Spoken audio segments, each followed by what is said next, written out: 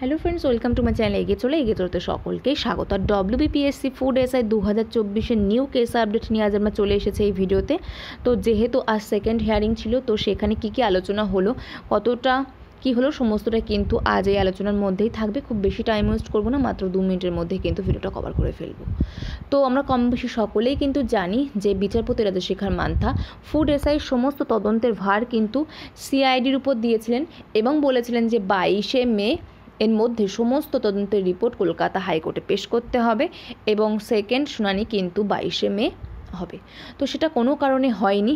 আজ 24শে মে কিন্তু কলকাতা হাইকোর্টে কেসটা ওঠে এবং সেটার সেকেন্ড হিয়ারিং কিন্তু আজ হয়।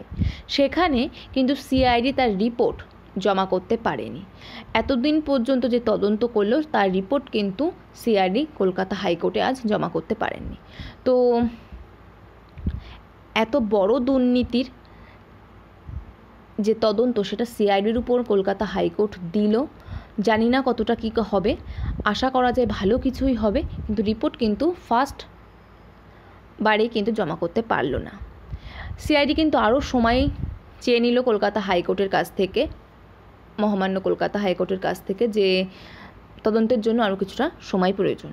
তো সেই কারণে কিন্তু বিচারপতি রাজশেখর মান্থা নেক্সট 31শে জুলাইয়ের মধ্যে কিন্তু সিআইডিকে সমস্ত তদন্তের রিপোর্ট জমা করার ডেট দিয়েছেন এবং বলেছেন যে 23শে জুলাই পরবর্তী শুনানি হবে। তো এইটুকুর আপডেট দেওয়ার ছিল আজকের এই ভিডিওতে, যেটা আলোচনা করলাম।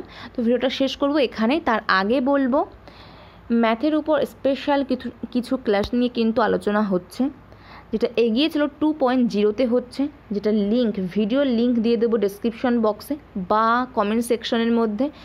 যারা দেখেননি অবশ্যই দেখে নিন, কারণ এখানে যেমনভাবে আলোচনা হচ্ছে, যদি পুরো ভিডিওটা আপনারা কভার করতে পারেন, আশা করব যে টপিকের উপর আলোচনা হচ্ছে সেটা আর ভবিষ্যতে কখনো ভুল হবে না। তো এইটুকুই আজকের ভিডিওতে আলোচনা থাকলো। নেক্সট ভিডিওতে আমাদের আবার দেখা হচ্ছে। Thank you, good by.